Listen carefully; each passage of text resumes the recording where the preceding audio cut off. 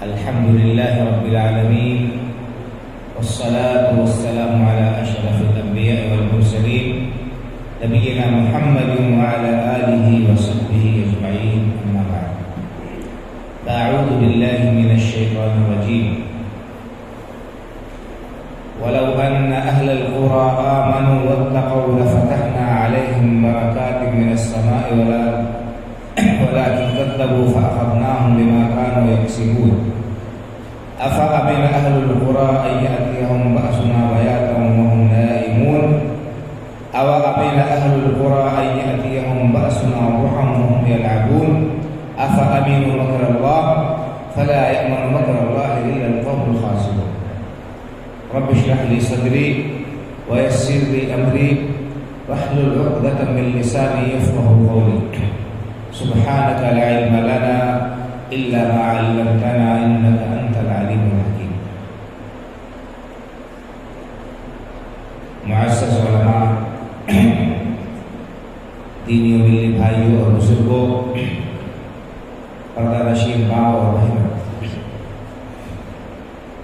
آپ کے سامنے ابھی ایک بہت ہی پرمغز اور مدلل خطاب پیش کیا گیا.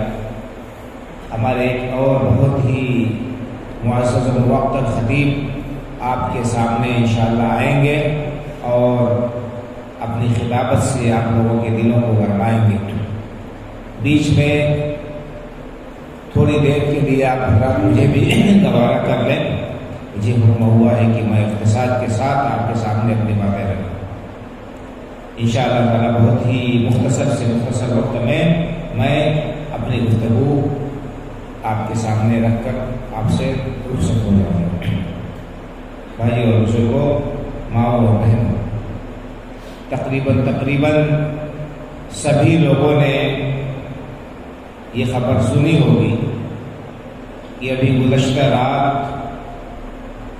زلزلے کا جھٹکا محسوس کیا گیا اور اس زلزلے کی وجہ سے بعض علاقوں میں اچھا خاصا نقصان ہوا.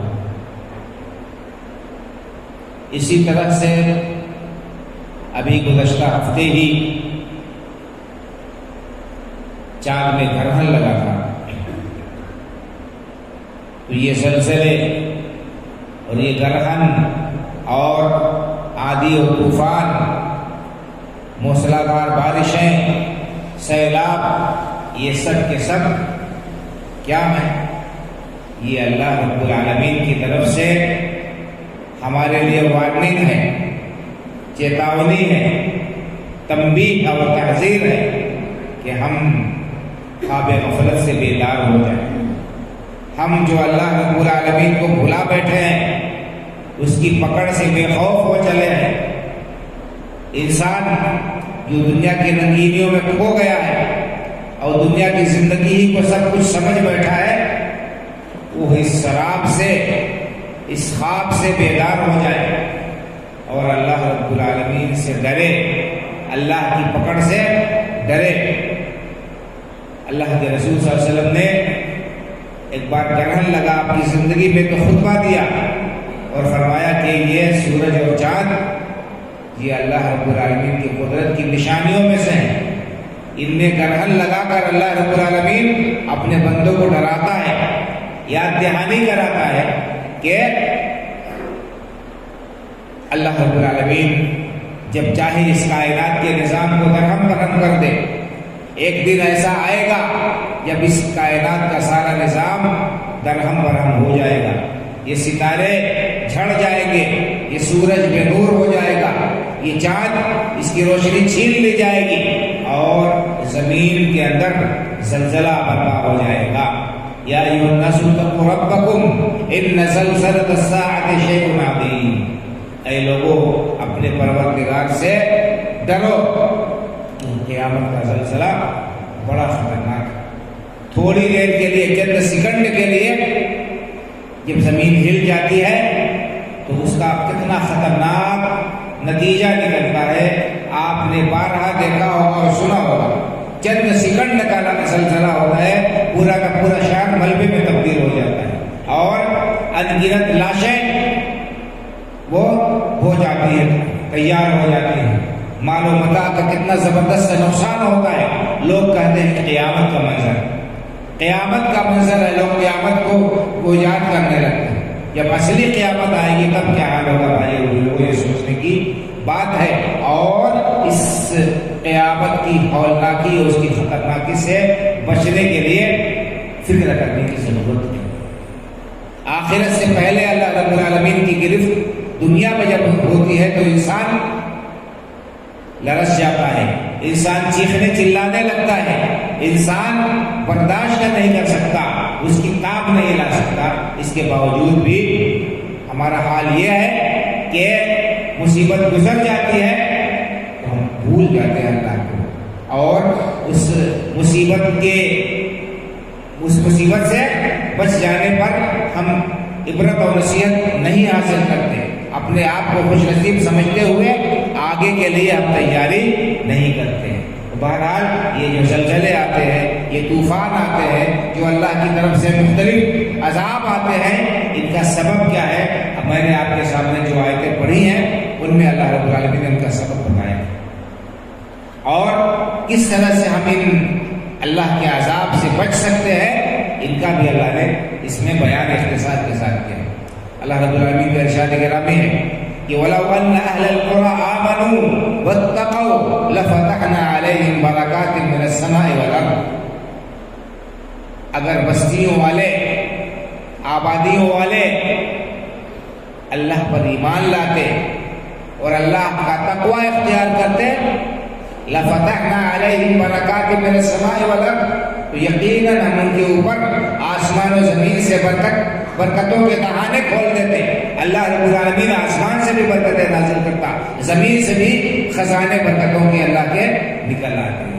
اللہ رب العالمین نے گزشتہ کئی قوموں کے حالات و واقعات بیان کرنے کے بعد، اور انہوں نے جو روش اختیار کی تھی اللہ کے احکام کو توڑنے کی، اللہ کے پیغمبروں کی تکذیب کی، اور اس کے نتیجے میں ان کے اوپر جو عذاب آئے، جو ان کو اللہ نے اپنی گرفت میں لیا، ان کو اللہ رب العالمین نے جس طرح تباہ و برباد کیا، اس کا تذکرہ تفصیل سے کرنے کے بعد فرمایا کہ اگر یہ لوگ اپنی روش بدل دیتے، اللہ کے احکام پر عمل پیرا ہوتے اور اللہ کی نافرمانی سے بچ جاتے، تو اللہ تعالیٰ آسمان سے بھی ان کے لیے برکتیں نازل فرماتے، اور زمین کے سینے کو بھی اللہ کھول دیتا، اور برکتیں زمین سے بھی ابلتی رہتی۔ وَلَٰكِن كَذَّبُوا، لیکن لوگوں نے اللہ کے احکام کو جھٹلا دیا، اس کے پیغمبروں کی تکذیب کی، ان پر ایمان نہیں لائے، ان کے ساتھ بغاوت اور سرکشی کا انہوں نے معاملہ کیا۔ فَأَخَذْنَاهُمْ بِمَا كَانُوا يَكْسِبُونَ، تو اللہ فرماتے ہیں کہ ان کی ان بدعمالیوں کے نتیجے میں، ان کی اس تکذیب اور سرکشی کے نتیجے میں اللہ رب العالمین نے انہیں اپنی گرفت میں لے لی۔ اس ایک آیت کریمہ میں اللہ نے یہ بتایا کہ اللہ کی رحمت کیسے دنیا میں آ سکتی ہے، دنیا میں انسان خوشحال زندگی کیسے بسر کر سکتا ہے، اور اللہ کے عذاب سے کیسے بچ سکتا ہے۔ بتایا کہ ایمان اور تقوی یہ دو ایسے اعمال ہیں، یہ دو ایسے کام ہیں جن کی وجہ سے انسان اللہ کی پکڑ سے بچ سکتا ہے، اللہ کی رحمتیں اس کی طرف متوجہ ہو سکتی ہیں، اللہ رب العالمین کے انعامات سے انسان فائدہ اٹھا سکتا ہے۔ ایمان اور تقوی یہ بڑی عظیم صفات ہے، بڑی عظیم خوبیاں ہیں۔ اس شخص کے اندر یہ دو صفات جمع ہو جائیں، سمجھ لیجیے کہ اس کے لیے اللہ رب العالمین نے خیر اور بھلائی کا دروازہ کھول دیا ہے، اللہ رب العالمین نے اس کے لیے کامیابی مقدر کر دی ہے۔ فرمایا وَلَوْ أَنَّ أَهْلَ الْقُرَىٰ آمَنُوا وَاتَّقَوْا لَفَتَحْنَا عَلَيْهِمْ بَرَكَاتٍ مِّنَ السَّمَاءِ وَالْأَرْضِ، آسمان و زمین سے خزانے ان جو ہے اللہ تعالیٰ جاری کرتے تھے، برکتیں نازل فرماتے۔ معلوم یہ ہوا کہ اللہ کی رحمتوں اور خوشحالی اور رزق کے اندر فراخی اور وسعت کو اگر ہم چاہتے ہیں تو ایمان سچے دل سے لانا ہوگا، اللہ کے احکام پر عمل کرنا ہوگا، اور اللہ کا تقوی اور پرہیزگاری اختیار کرنی ہوگی۔ اور اگر کوئی شخص ایسا نہیں کرتا تو کیا ہوگا؟ وَلَٰكِن كَذَّبُوا، اگر کوئی اللہ کے احکام کو توڑ دے گا، نظر انداز کر دے گا اور ان سے روگردانی کرے گا تو اس کے لیے دردناک عذاب ہے۔ فَأَخَذْنَاهُمْ بِمَا كَانُوا يَكْسِبُونَ، ان کی اس بدعمالیوں کی وجہ سے، ان کے ان کرتوتوں کے نتیجے میں اللہ رب العالمین نے انہیں سخت عذاب میں گرفتار کر لیا۔ اس کے بعد اللہ نے فرمایا افامن اہل القری ان یاتیہم باسنا بیاتا وهم نائمون، کیا بستیوں والے اس بات سے بے خوف ہو چلے ہیں کہ اللہ کا عذاب ان پر آ جائے، اللہ انہیں اپنی گرفت میں لے لے، اس حال میں کہ وہ سوئے ہوئے بے خبری کے عالم میں اللہ رب العالمین کے عذاب کا کوڑا ان کے اوپر برس جائے، کیا اس بات سے بے خوف ہو چلے؟ اوامن اہل القری ان یاتیہم باسنا ضحی وهم یلعبون، کیا بستیوں والے اس بات سے بے خوف ہو چلے کہ اللہ رب العالمین کا عذاب ان پر آ جائے جبکہ وہ صبح میں کھیل تماشے میں لگے؟ افامنوا مکر اللہ، کیا اللہ کی پکڑ سے، اللہ کی تدبیر سے وہ بے خوف ہو چلے؟ اللہ رب العالمین کی پکڑ سے انہیں کوئی خوف محسوس نہیں ہوتا، ان کے دل میں اللہ کی پکڑ کا کوئی خوف اور ڈر نہیں ہے؟ افامنوا مکر اللہ فلا یأمن مکر اللہ الا القوم الخاسرون، یہ جان لو کہ اللہ کی پکڑ سے، اللہ کی تدبیر سے گھاٹا اٹھانے والے لوگ ہی بے خوف رہتے ہیں۔ اللہ کی پکڑ سے کون شخص بے خوف رہتا ہے، مطمئن رہتا ہے؟ جو گھاٹا اٹھانے والا ہو، جو ٹوٹا اٹھانے والا ہو، جو خسارے میں پڑنے والا ہو۔ آج ہم اللہ کی پکڑ سے بالکل بے خوف ہو چلے، دھڑلنے سے اللہ کی نافرمانی ہو رہی ہے اور اس کے احکام سے بغاوت ہو رہی ہے، اس کے قرآن کو ہم نے طاق پر رکھا ہے، اللہ کے رسولوں کی سنتوں کو جاننے اور سننے کا ہمارے دل میں کوئی جذبہ نہیں ہے، اور ہم سوچ رہے ہیں کہ اللہ کی رحمتیں ہم پر متوجہ ہوں، ہم یہ سوچ رہے ہیں کہ اللہ رب العالمین ہمارے لیے رزق کے خزانے کھول دے گا، ہم نے یہ سوچ رکھا ہے کہ اللہ رب العالمین ہمیں تمام طرح کی نوازشوں سے اسی طرح سے متمتع ہونے کا موقع دیتا رہے گا۔ یہ ہماری بہت بڑی بھول ہے بھائی اور بزرگوں، اور ایک مومن کبھی بھی اللہ کی پکڑ سے بے خوف نہیں ہو سکتا ہے، ایک مومن کبھی بھی اللہ رب العالمین کے عذاب سے مطمئن نہیں ہو سکتا ہے۔ یہ منافق کا شیوا ہے، یہ منافق کی نشانی حدیث میں بیان کی گئی ہے، کہا کہ مومن اپنے گناہوں سے ڈرتا رہتا ہے، اس طرح ڈرتا رہتا ہے گویا کہ وہ پہاڑ کے نیچے ہے اور پہاڑ اس کے اوپر گر جائے گا، اب گرا کہ کب گرا۔ تو ایک مومن اپنے گناہ کو، اپنے تقصیر کو سمجھتا ہے کہ اس کے لیے بہت مہلک ہے، اور کہیں ایسا نہ ہو کہ آسمان یہ پہاڑ اس کے اوپر گر جائے اور ہلاک ہو جائے۔ اور منافق کون ہے؟ آپ نے فرمایا منافق کی مثال ویسے ہے، اپنے گناہ کو ایسے سمجھتا ہے جیسے انسان کی ناک پر مکھی بیٹھتی ہے، وہ مکھی کو ہٹا دیتا ہے، ہاتھ سے جھاڑ کر مکھی کو جو ہے دور کر دیتا ہے، اسی طرح منافق اپنے گناہ کو معمولی سمجھتا ہے اور اس کی خطرناکی کا اسے اندازہ نہیں ہے۔ یہ اللہ کے رسول صلی اللہ علیہ وسلم نے ایک مومن کا احساس کو بتایا کہ ایک مومن گناہوں کا احساس اس کے دل میں کس طرح ہوتا ہے، کس طرح اللہ کے عذاب سے وہ ڈرتا رہتا ہے، اور ایک منافق کے بارے میں بھی بتایا کہ اس کا احساس اور اس کا طرز عمل گناہوں کے ساتھ کے باوجود کیسا ہوتا ہے، یا اپنے گناہوں کو اس طرح معمولی اور حقیق سمجھتا ہے جیسے ناک پر بیٹھی ہوئی مکھی، اس کا اس کو کوئی نقصان نہیں ہوگا، اس سے اس کو کوئی خطرہ نہیں ہے۔ یہ بہت بڑی بھول ہے بھائی اور بزرگوں، اور یہ ہمارے لیے آئینہ ہے کہ ہم اس آئینے میں اپنے چہرے کو دیکھ لیں۔ دعوت تو ہم اپنے آپ کو کرتے ہیں کہ ہم بڑے مومن ہیں، پکے مسلمان ہیں، لیکن ہمارا طرز عمل کیا اہل ایمان کا ہے؟ کیا ہم اللہ کی پکڑ سے جو ہے ڈرتے ہیں اور اس کی پکڑ سے بچنے کے لیے تدبیر کرتے ہیں؟ اگر کرتے ہیں تو بڑی اچھی بات ہے، اور اگر ایسا نہیں ہے تو بھائی اور بزرگوں، اب سے ابھی اللہ نے ہمیں جو موقع دیا ہے، ہم اللہ کی جناب میں سچی توبہ کر کے اپنے معاملات کو درست کر لیں، اللہ کے عذاب سے بچنے کی فکر کریں۔ یا ایھا الذین آمنوا قوا انفسکم واہلیکم نارا، اے ایمان والو اپنے آپ کو اور اپنے گھر والوں کو جہنم کی آگ سے بچانے کی فکر کرو۔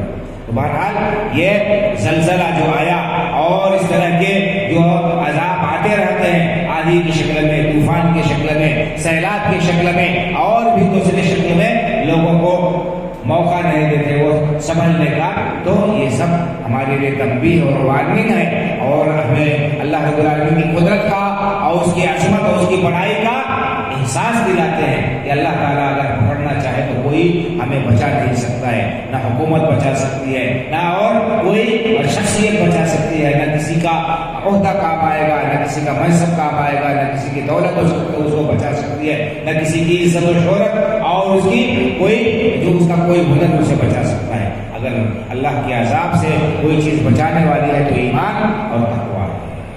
اور اللہ کا عذاب کیوں آتا ہے؟ بعض گناہ ایسے ہیں جن کے سلسلے میں حدیث کے اندر بڑی سخت وعید آئی ہے اور بیان کیا گیا ہے کہ ان کا عذاب بڑا سخت ہے، اور جو لوگ ان گناہوں میں مبتلا ہے ان گناہوں کو اللہ رب العالمین ان کی سزا دنیا ہی میں دے دیں گے۔ ان میں سے گانا بجانا بھی ہے، گانا سننا یہ بہت ہی خطرناک جرم ہے، اور بعض جرائم ہے، شراب نوشی، زناکاری، یہ سب آج کے معاشرے میں عام ہوتی جا رہی ہے۔ میں صرف ایک حدیث سنا کر اپنی گفتگو ختم کروں گا۔ بخاری شریف کی ایک حدیث ہے، اللہ کے رسول صلی اللہ علیہ وسلم نے ارشاد فرمایا کہ لَيَكُونَنَّ فِي أُمَّتِي أَقْوَامٌ يَسْتَحِلُّونَ الْحِلَّ وَالْحَرِيرَ، میری امت میں کچھ لوگ ایسے ہوں گے جو حرام کاری کو، زنا کاری کو اور اسی طرح سے ریشم کے استعمال کو حلال سمجھیں گے، حلال سمجھ کر ان کا استعمال کریں گے۔ آپ کو معلوم ہونا چاہیے کہ مردوں کے لیے ریشم کا استعمال حرام ہے۔ کوئی ایک شخص بیمار ہے، اس کو خارش ہے اور عام کپڑا پہننے میں اس کو تکلیف ہوتی ہے، تو ایسی صورت میں بیمار شخص کے لیے اجازت ہے کہ وہ ریشمی کپڑا پہن سکتا ہے، ورنہ مردوں کے لیے ریشم بھی حرام ہے اور سونا بھی حرام ہے۔ اور تو آپ نے فرمایا کہ لَيَكُونَنَّ فِي أُمَّتِي أَقْوَامٌ يَسْتَحِلُّونَ الْحِرَّ وَالْحَرِيرَ وَالْخَمْرَ وَالْمَعَازِفَ، میری امت کے اندر کچھ بیماریاں پیدا ہو جائیں گی جو ان کے لیے ہلاکت کا سبب بنے گی۔ ان میں سے کیا ہے کہ وہ لوگ زنا کاری کو حلال سمجھیں گے۔ زنا کاری انتہائی قبیح جرم ہے، اور اللہ رب العالمین نے اس سے بڑی سختی کے ساتھ قرآن کریم میں روکا ہے، اور فرمایا کہ وَلَا تَقْرَبُوا الزِّنَا، زنا کے قریب بھی نہ جاؤ۔ اور اس زنا سے بچنے اور دور رہنے کے لیے اللہ رب العالمین نے بڑے سخت ذرائع بیان کیے ہیں، اور اللہ نے نگاہیں پست رکھنے کا حکم دیا ہے، شرمگاہوں کی حفاظت کا حکم دیا ہے، اور اسی طرح سے پردے کا حکم دیا ہے۔ یہ ساری تعلیمات ہیں تاکہ لوگ زنا سے بچ جائیں۔ تو فرمایا کہ کچھ لوگ ہیں جو زنا کو حلال سمجھیں گے۔ آج دیکھ لیجیے آج کے معاشرے میں بوائے فرینڈ بنانا، گرل فرینڈ بنانا اور اسی طرح کی دوسری بیماریاں یہ بڑی عام ہیں، اور ان کو ایک انسان کے لیے وجہ افتخار سمجھا جاتا ہے، اس کو کوئی عیب سمجھتا ہی نہیں ہے۔ تو یہ جب تک شادی نہ ہو جائے ایک مرد اور ایک عورت کا تعلق آپس میں بالکل حرام ہے، اور اللہ کے غضب کو دعوت دینے والا ہے۔ اسلام نے اس زنا کاری سے بچنے کے لیے کیا تدبیر کی ہے، یہ اس کے اوپر بڑی سخت حد رکھی ہے۔ اگر کوئی غیر شادی شدہ انسان ہے، مرد ہے چاہے عورت، اس سے اس گناہ کا ارتکاب ہوتا ہے، اسے 100 کوڑے مارنے کا حکم دیا گیا ہے۔ الزانیۃ والزانی فاجلدوا کل واحد منہما 100 جلدہ۔ زناکار چاہے مرد ہو چاہے عورت ہو، اگر غیر شادی شدہ ہے تو ہر ایک کو 100 کوڑے مارے جائیں گے، اور اگر شادی شدہ ہے تو ان کو رجم کیا جائے گا، پتھر مار مار کر ہلاک کیا جائے گا۔ یہ زنا سے بچنے کے لیے اسلام نے سزا رکھی ہے اور اس کے لیے ذرائع بتائے۔ فرمایا کہ میری امت میں کچھ لوگ ایسے ہوں گے جو اس کو حلال سمجھ لیں گے، اس کی قباحت کا ان کو احساس نہیں ہوگا، اس طرح سے اس کو اس برائی میں ملوث ہو جائیں گے گویا کہ یہ حرام ہے ہی نہیں، اس کی قباحت ان کی نگاہوں میں ہوگی نہیں۔ اور فرمایا کیول حریر، ریشم کا استعمال کریں گے، والخمر، اور شراب پیئیں گے، شراب پیئیں گے، شراب نوشی عام ہو جائے گی، اس کو بھی لوگ عیب نہیں سمجھیں گے، والمعازف، اور گانے بجانے کے آلات استعمال کریں گے، گانے بجانے کو بھی لوگ حلال سمجھیں گے، اس کا خوب جو ہے رواج ہو جائے گا، اس کو لوگ برا سمجھیں گے ہی نہیں۔ آج دیکھ لیجیے گھر گھر میں یہ معازف اور یہ موسیقی داخل ہو چکی ہے، کچھ نہیں تو ہمارے موبائل کا رنگ ٹون ہی ہے، اسی میں اگر آدمی گانا نہیں سنتا ہے مثال کے طور پر تو رنگ ٹون ایسا لگا رکھا ہے، اس میں میوزک ہوتی ہے۔ ان تمام چیزوں سے بچنا ضروری ہے، خطرناک جرم ہے۔ اللہ کے رسول نے اس کی وعید بتائی ہے، کیا فرمایا کہ لَيَنزِلَنَّ أَقْوَامٌ إِلَىٰ جَنبِ عَلَمٍ، کچھ لوگ ایسے ہوں گے جو پہاڑ کے پاس میں اتریں گے، جو پہاڑ کے دامن میں اتریں گے اور قیام کریں گے، اور یروح علیہم بصالحۃ لہم، چرواہے بکریاں لے کر وہاں سے گزریں گے، ان کے آس پاس میں چرواہے ہوں گے، بکریاں لے کر وہ ان کے پاس سے جائیں گے. یاتیہم یعنی الفقیر لحاجۃ فیقولون ارجع الینا غدا. فرمایا کہ لوگ اس قسم کی برائیوں میں مبتلا ہوں گے، شراب نوشی میں مبتلا ہوں گے، اور گانے بجانے کے آلات میں مغوا ہوں گے، مست ہوں گے، اور ان کے پاس سے وہ جو ہے پہاڑ کے پاس میں قیام کریں گے. اللہ تعالیٰ کیا کرے گا؟ مانگنے والے آئیں گے، ٹال دیں گے، وہ دیں گے نہیں، اللہ کے راستے میں خرچ نہیں کریں گے، اپنی دولت کو ناجائز سے وہ صرف کریں گے، شراب و کباب میں صرف کریں گے. مانگنے والا آئیں گے تو کہیں گے کہ ارجع الینا غدا، کل آنا، ابھی آج جاؤ، آج نہیں دیں گے کچھ. فیبیتہم اللہ، اللہ تعالیٰ کیا کرے گا؟ اس کی سزا شراب نوشی اور لہو و لعب میں مبتلا ہونے والوں کے اوپر اللہ رب العالمین رات میں ان پر عذاب نازل کر دے گا. راتوں رات اللہ رب العالمین انہیں ہلاک اور برباد کر دے گا. وَيَدْعُ الْعَلَمْ، اور پہاڑ کو ان کے اوپر گرا دے گا. پہاڑ کو اللہ رب العالمین ان کے اوپر گرا دے گا، پہاڑ سے کچل کر، پہاڑ سے دبا کر اللہ تعالیٰ ایسے لوگوں کو ہلاک کر دیں گے. یہ سزا ہوگی گانا سننے والوں کی اس دنیا میں. اور اسی طرح سے کیا ہوگا؟ جو لوگ شراب نوشی کرتے ہیں ان کو اللہ تعالیٰ سزا دیں گے، اور جو لوگ اس سے بچ جائیں گے کیا کریں گے؟ وَيَمْسَخُ آخَرِينَ قِرَدَةً وَخَنَازِيرَ إِلَىٰ يَوْمِ الْقِيَامَةِ. بہت سے لوگوں کی اللہ تعالیٰ شکل مسخ کر دیں گے اور انہیں بندر اور سور بنا دیں گے. انہیں اللہ رب العالمین بندر اور سور بنا دے گا. یہ سزا ہے بھائی اور بزرگوں. بخاری شریف کے اندر یہ حدیث امام بخاری رحمۃ اللہ علیہ نے ذکر کی ہے. تو شراب نوشی اور اسی طرح سے کھیل تماشے اور جو ہے میوزک سننا اور اس قسم کی غلط کاریوں کی یہ سزا حدیث میں بیان کی گئی ہے. اور ہم دیکھتے ہیں، سنتے ہیں، ہمیں احساس نہیں ہوگا، ہم عبرت اور نصیحت حاصل نہیں کرتے. اللہ رب العالمین نے یہ کان ہمیں جو دیے ہیں، یہ کان کس لیے دیے ہیں؟ تاکہ ہم ان سے اللہ کا کلام سنیں، اللہ کا فرمان سنیں، اللہ کے رسولوں کی تعلیمات سنیں، اچھی باتیں سنیں. اس لیے اللہ تعالیٰ نے یہ کان نہیں دیے کہ ہم ان سے لغویات سنیں، گانے سنیں، میوزک سنیں، غیبت سنیں، گالی سنیں، ایک دوسرے کے جو ہے برائیاں سنیں. ان کے لیے اللہ تعالیٰ نے یہ کان نہیں دیے. اللہ تعالیٰ نے یہ آنکھیں ہمیں اس لیے نہیں دی ہیں تاکہ ہم ان سے حرام چیزیں دیکھیں، حرام چیزوں کی طرف نگاہوں کو اٹھائیں. اس لیے اللہ نے یہ نعمت نہیں دی ہے، بلکہ اس لیے دی ہے یہ نعمت آنکھیں تاکہ ہم اسے عبرت اور نصیحت کا دیکھنا دیکھیں. اللہ رب العالمین کی قدرت کی نشانیاں جو اس نے پھیلا رکھی ہیں ان کو دیکھ کر اللہ کی عظمت اور بڑائی کا احساس ہو. اور یہ کان اور اسی طرح سے یہ دل اللہ نے اس لیے دیا ہے تاکہ ہم اس دل میں اللہ سے محبت رکھیں، اللہ کے رسول صلی اللہ علیہ وسلم سے محبت رکھیں اور ان کے دین سے محبت رکھیں، دین والوں سے محبت رکھیں. اس لیے یہ دل دیا ہے تاکہ ہم صحیح سوچیں اور لوگوں کے خیر خواہی اور بھلائی کا کام ہم کریں. نہ یہ کہ اس دل میں بغض اور نفرت اور حسد اور عداوت اور کینہ رکھیں. اس لیے یہ دل نہیں رکھا ہے کہ ہم اللہ سے اس کے رسول سے نفرت کریں. یہ دل اللہ نے اس لیے نہیں بنایا ہے کہ ہم اس دل میں اللہ کے علاوہ دوسروں کی محبت کو بٹائیں. یہ دل اللہ نے اس لیے نہیں دیا ہے کہ اس دل میں ہم ایمان کے بجائے کفر اور نفاق اور شک و شبہ دیں. ان تمام چیزوں کے بارے میں اللہ کے یہاں حساب ہوگا، سوال ہوگا. اللہ رب العالمین نے فرمایا کہ ان السمع والبصر والفؤاد كل اولئک کان عنہ مسئولا. یہ کان، یہ آنکھیں، یہ دل، ان تمام کے بارے میں اللہ تعالیٰ کے یہاں حساب ہوگا، باز پرس ہوگی، سوال ہوگا. چھوٹ نہیں سکتے، بچ نہیں سکتے اگر ان نعمتوں کی ناقدری کی، ان کا صحیح استعمال نہیں کیا اور ان کو اللہ رب العالمین کی عبادت اور بندگی میں نہیں لگایا.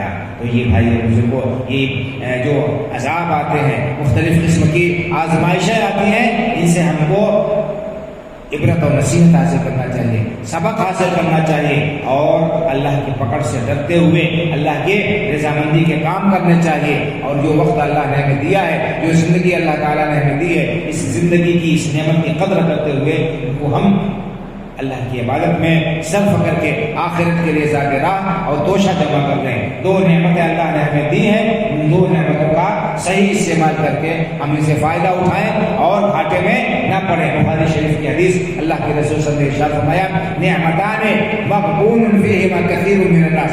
دو نعمتیں ایسی ہیں کہ اکثر و بیشتر لوگ ان کا غلط استعمال کر کے اپنے آپ کو خسارے میں ڈال رہے ہیں. ان کا صحیح استعمال نہ کر کے، ان کو ضائع کر کے گھاٹے کا سودا کر رہے ہیں. وہ کیا ہے؟ الصحت والفراغ. ایک صحت کی اور تندرستی کی نعمت ہے اور دوسرے فرصت کی نعمت ہے. انسان کو صحت اور تندرستی حاصل ہوتی ہے تو اسے رنگرلیاں سجھائی دیتی ہیں. انسان کو پھر جو ہے اس کا مزاج کچھ اور ہو جاتا ہے. انسان کو جب تک صحت حاصل ہوتی ہے وہ سوچتا ہے کہ کتنے عیش کر لے, کل چھتیں اڑا لے, اس کے بعد دوبارہ کہاں موقع ملنے والا ہے. تو یہ جو صحت کی نعمت ہے اس لیے نہیں ہے تاکہ ہم ان کو عیش پرستی میں اور گل چھتیں اڑانے میں اور موج مستی میں صرف کر لیں, بلکہ اس لیے اللہ نے دی ہے یہ نعمت تاکہ ہم ان کی قدر کرتے ہوئے اللہ رب العالمین کے لیے ہم اس کو راضی و خوش کرنے کے کام کریں. اور جو صحت اور فراغت کا وقت اللہ نے ہمیں دیا ہے, فرصت کا وقت, چھٹی کا دن, اس دن اس لیے نہیں دیا ہے اللہ نے کہ ہم سونے میں, کھیلنے میں, لہو و لعب میں, یہاں وہاں ٹائم پاس میں گزار دیں, بلکہ اس وقت کی قدر کرتے ہوئے بھی اسے ہم آخرت کے لیے جو ہم نفع بخش کاموں میں صرف کریں. امام بخاری رحمۃ اللہ علیہ نے نصیحت کی اور فرمایا کہ اغتنم فی الفراغ فضل رکوع, اغتنم فی الفراغ فضل رکوع عسى ان يكون موتك بغتة. کم من صحیح, کم من مریض عاش دہرا وکم من صحیح ذهبت نفسه الصحیحة فلتة. یہ شعر دوسرے شعر کے اندر الفاظ کچھ اور تھے لیکن معنی تقریباً نہیں ہے. امام بخاری رحمۃ اللہ علیہ فرماتے ہیں کہ بندے اگر تمہیں فرصت ہے تو اس فرصت کے وقت کو غنیمت سمجھ لو اور آخرت کے لیے کچھ تیاری کر لو. اغتنم فی الفراغ فضل رکوع, تمہارے پاس فرصت ہے تو نفلی نماز پڑھنے کو غنیمت سمجھو, نفلی نماز پڑھ لو, اس لیے کہ ہو سکتا ہے کہ اچانک تمہارے موت کا آہنی پنجہ اپنے شکنجے میں لے لے اور تم مر جاؤ, تمہیں پھر موقع نہ ملے. اور کتنے ہی لوگ تھے جو بیمار تھے لیکن بیماری کے باوجود ان کی زندگی لمبی ہوئی اور وہ پریشان رہے, انہیں سکون اور چین نہیں ملا اور وہ آہیں بھرتے رہے, تڑپتے رہے اور وہ عبادت نہیں کر سکے. اور کتنے تندرست لوگ تھے جو اچانک دنیا سے چل دیے, اچانک چل بسے, موت کے آہنی پنجوں نے انہیں اپنے شکنجے میں جکڑ لیا اور وہ اس دنیا سے چلے گئے. تو ان کو بھی موقع نہیں ملا جو ہے نیکی کرنے کا. تو آپ کو اور ہم کو جو موقع مل رہا ہے اس کو غنیمت سمجھے, صحت اور وقت کی نعمت کی قدر کرے, ان کا صحیح استعمال کرے تاکہ کل قیامت کے دن جب اللہ تعالیٰ کے ہاں ہم سے حساب ہو تو ہمیں شرمندگی کا سامنا نہ کرنا پڑے. اللہ تعالیٰ سے دعا ہے کہ اللہ تعالیٰ ہمیں نصیحت حاصل کرنے کی اور آخرت کے لیے زیادہ سے زیادہ راہ جمع کرنے کی توفیق عطا فرمائے. اللہ تعالیٰ ان حالات سے عبرت حاصل کرنے کی توفیق عطا فرمائے اور خواب غفلت کے پردے جو ہمارے آنکھوں پر پڑے ہوئے ہیں اللہ تعالیٰ ان پردوں کو اجاب کر کے اور اپنے فائدے اور نقصان کو سمجھنے کی, فائدہ حاصل کرنے اور نقصان سے بچنے کی توفیق عطا فرمائے. اسلام کا زندہ رکھے, ایمان پر ہمارا خاتمہ ہو, آخرت میں ہم سب کا ٹھکانہ جنت الفردوس کا بنا دے. آمین. اقول قولی ھذا واستغفر اللہ لی ولکم ولسائر المسلمین استغفروہ من کل ذنب انہ هو الغفور الرحیم. وصلی اللہ علی نبینا محمد وعلی آلہ وصحبہ اجمعین. السلام علیکم ورحمۃ اللہ وبرکاتہ. وعلیکم السلام ورحمۃ اللہ وبرکاتہ. جزاک اللہ خیرا و احسن الجزاء.